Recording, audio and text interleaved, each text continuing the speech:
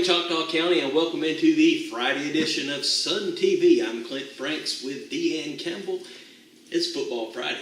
It is. It's football weekend all It the way is. around. At long last, the long gray winter is over. Last night, Alabama High School Athletic Association, they got underway with their first week of their regular season.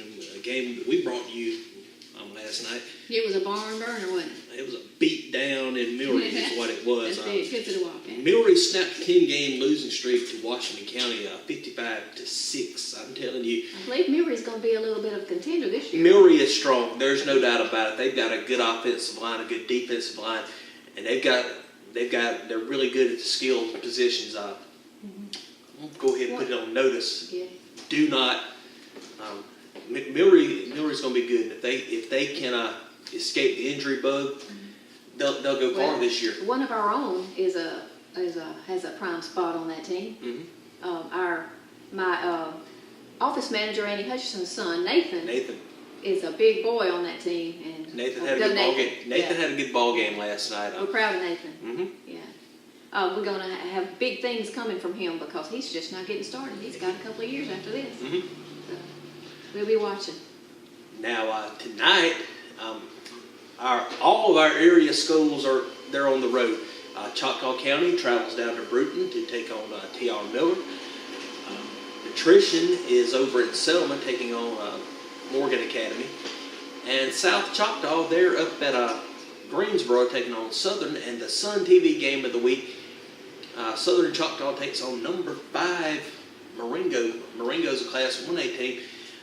So there's no football games in the county tonight. Got their hands full though. No football games in the county tonight, but you can watch one. Just tune into SunTV and watch the Southern Choctaw Indians in their first game of the season. And then tomorrow 2:30, Auburn, they kick off the season over in Atlanta. They're going to take on Washington. And tomorrow evening at 7 o'clock, Alabama takes on Louisville in Orlando. So we still have the dual quarterback thing going on all over the news. In fact, I think that's apparently some in the media believe that that's all the news that is news in Alabama has to do with Tua and Jalen. Tua or Jalen. Yeah, and I guess we'll see what happens. You think they're going to play both? I think they will. I think Tua will actually get the majority of the snaps. Yeah. But I like what Coach Saban said the other day. He said, I'm definitely not going to tell you. He said, I tell you what, I'll go call the Louisville head coach and tell him exactly what Tua's going to do. Yeah, can't blame the coach for that. But I guess we'll see. Yeah. Big things are expected. Oh, and speaking of which, last night, UWA took a win over Lenore Ryan. UWA is coming into its own football-wise, and I'm impressed. And they're actually going to be at home this coming Thursday night, so get up and support those guys. Big deal for the UWA Tigers. Mm-hmm. We got a system brewing out there in the Atlantic that may potentially end up in the Gulf of Mexico sometime next week. We don't know that for a fact yet, but there is a system brewing. They're expecting Florence, potentially named Florence, to turn into a tropical storm later today, maybe early tomorrow, and then maybe by next week it may be hurricane force and it may be in the Gulf of Mexico.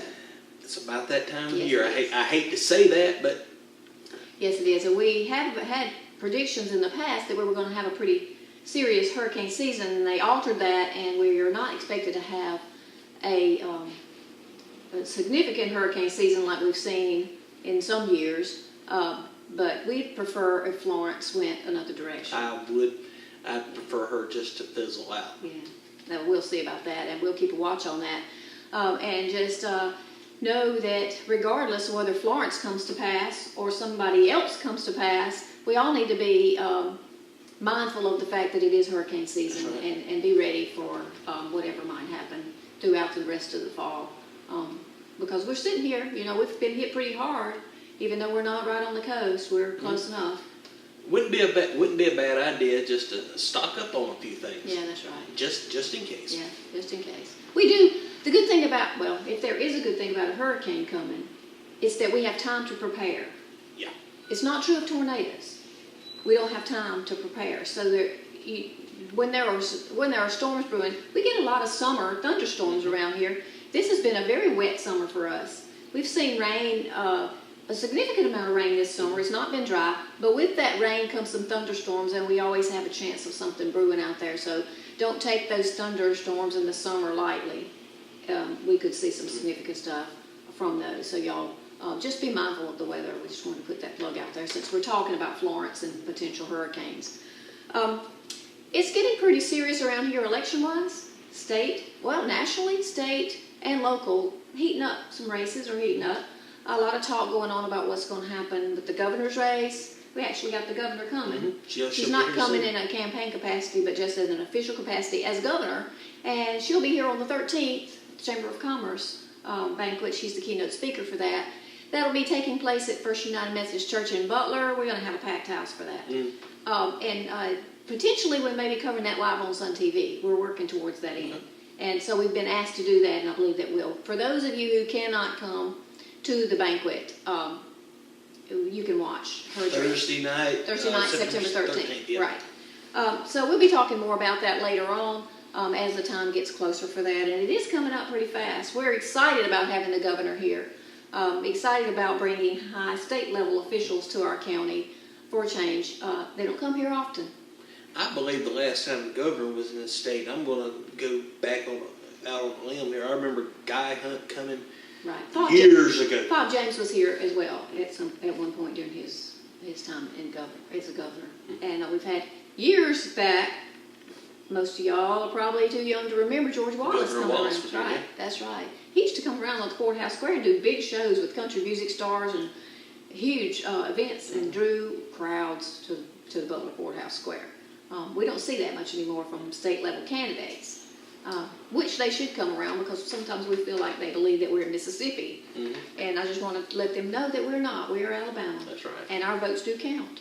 So we're glad to see some traffic coming in, and people are realizing that Choctaw is here, and that we have issues that are sort of different from what you would see in other parts of the state. And they need to come find out what the problems are in Choctaw so that we can have a voice there. Right.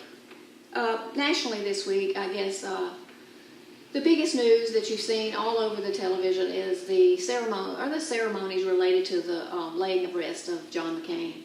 We're seeing that all over the news, and he is a well-deserved send-off for him. A very courageous American hero. Did things for this country that were courageous and strong. 5 years in a prison camp, torturous prison camp. Broke his arms multiple times, among other forms of torture for him, and he remained true to this country the whole time. He even reportedly took beatings for other prisoners so that they wouldn't have to go through it. When they found out that his dad was a ranking officer in the Navy, they were offered to let him go. Right, and that's he right. He said no, because they were not letting the other ones go. Right. And he said, I'm one of them. Just because my dad is who he is doesn't mean I get extra privileges and get released from this.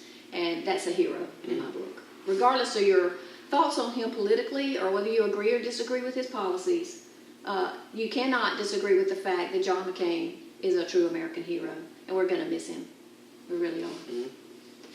So we wanted to do that in closing, just give tribute to him and to all the servicemen and women out there who give their time, effort, and sometimes their lives for the sake of this country. And we need more John McCains in this country. We don't see that kind of heroism and valor very often. And if there are those out there who have that kind of valor, we applaud you and we thank you. And I don't know what this country would be without those people. We'd be in trouble. Yeah, we would. We want to sign off with a special tribute to John McCain today and to his family. We're going to miss you, John. Thank you for what you did for us.